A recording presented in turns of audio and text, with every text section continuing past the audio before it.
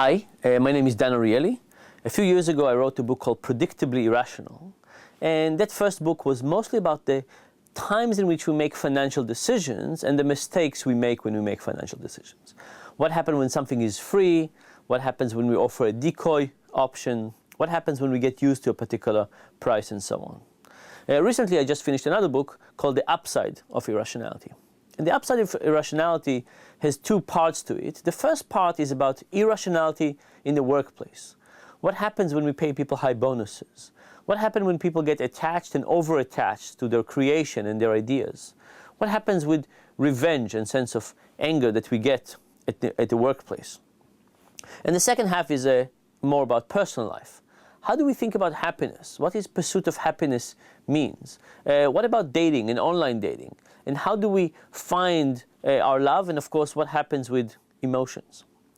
The other big differentiator for me between these two books is that in the second book, in The Upside of Irrationality, is also a much more personal book. Somehow I got more comfortable writing. I have a slightly more comfort with this idea of sharing my feelings and thoughts with other people, and I became a bit more personal. And I'll give you just two examples of what this means. So, as you can tell, I got badly injured, and I got burned on most of my body. And here are just a couple of examples where it gives me a slightly different perspective on life. So, for example, think about pain. Think about somebody like me who experienced lots of pains for many years. And now the question is, how do I get used to it? Right? What happened over time when you have to deal with pain on a daily basis? How do you get used to things? And what does it tell you generally about our ability to get used to things in general? Or another perspective.